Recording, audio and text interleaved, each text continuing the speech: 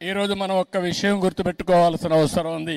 ఆర్య వయస్సులు కూడా ఒక్క నిమిషం మనం ఆలోచించాల్సిన అవసరం ఉంది. నేను చాలా సార్లు చెప్పాను, సమాజంలో కష్టపడి పని చేసేవారు, తెలివితేటలతో పనిచేసేవారు ఆర్య వయస్సులు. నీతి నిజాయితీగా వ్యాపారం చేస్తారు, తెల్లవారి నుంచి సాయంత్రం వరకు దీక్షగా పనిచేస్తారు. అదే సమయంలో సంపాదించిన డబ్బులు, కొంత డబ్బులు ఏదైతే ప్రజల సేవకు ఖర్చు పెట్టే ఏకైక కులం ఆర్య వయస్సులు అని చెప్పి కూడా నేను మీకు తెలియజేస్తున్నా. ఇది ఇప్పుడు వచ్చింది కాదు, వాళ్ళ బ్లడ్ లోనే వచ్చింది, వారసత్వంగా వచ్చింది. ఎక్కడ అవినీతి చేయరు, అవినీతి చేయాలని ధ్యాస లేదు, కష్టపడి సంపాదిస్తారు. అందులో వాళ్ళకు తోచిన విధంగా దాన కార్యక్రమాల కోసం, ధర్మ కార్యక్రమాల కోసం వెచ్చించే వ్యక్తులు ఆర్య వయస్సులు అని చెప్పి కూడా నేను మీకు తెలియజేస్తున్నా. వారిని మనస్ఫూర్తిగా అభినందిస్తున్నా. వారు కూడా ఇప్పుడిప్పుడు కొద్దిగా వ్యాపారాలు, పెద్ద వ్యాపారాలు చేస్తున్నారు గాని ఒకప్పుడు చిరు వ్యాపారాలకే పరిమితం అయ్యారు. ఎక్కడన్నా కిళ్ళీ కొట్టు ఉంటే ఆ కిళ్ళీ కొట్టు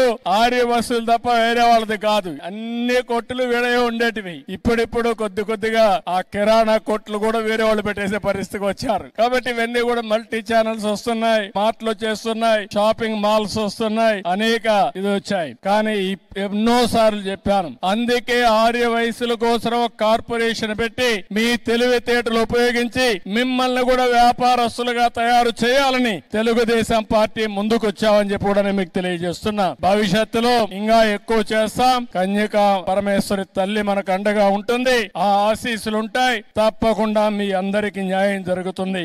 ఈ రోజు మనం ఒక్క విషయం గుర్తుపెట్టుకోవాల్సిన అవసరం ఉంది.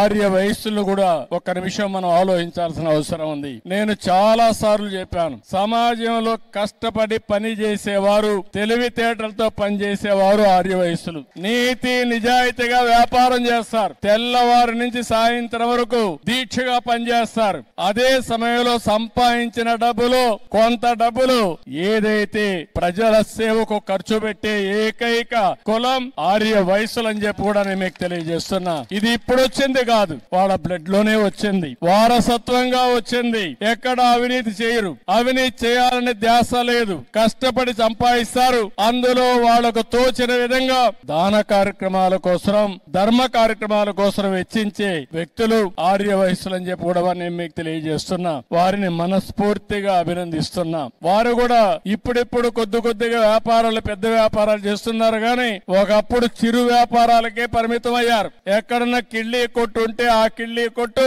ఆర్య వసూలు తప్ప వేరే వాళ్ళది కాదు. అన్ని కొట్టులు వేరే ఉండేటివి. ఇప్పుడిప్పుడు కొద్దిగా ఆ కిరాణా కొట్లు కూడా వేరే వాళ్ళు పెట్టేసే పరిస్థితికి వచ్చారు. కాబట్టి ఇవన్నీ కూడా మల్టీ ఛానల్స్ వస్తున్నాయి, మార్ట్లు చేస్తున్నాయి, షాపింగ్ మాల్స్ వస్తున్నాయి, అనేక ఇది వచ్చాయి. కానీ ఎన్నో సార్లు చెప్పాను, అందుకే ఆర్య వయసుల కోసం ఒక కార్పొరేషన్ పెట్టి మీ తెలివితేటలు ఉపయోగించి మిమ్మల్ని కూడా వ్యాపారస్తులుగా తయారు చేయాలని తెలుగుదేశం పార్టీ ముందుకు వచ్చామని చెప్పి కూడా నేను మీకు తెలియజేస్తున్నా. భవిష్యత్తులో ఇంకా ఎక్కువ చేస్తాం. కన్యక పరమేశ్వరి తల్లి మనకు అండగా ఉంటుంది. ఆ ఆశీస్సులు ఉంటాయి. తప్పకుండా మీ అందరికి న్యాయం జరుగుతుంది.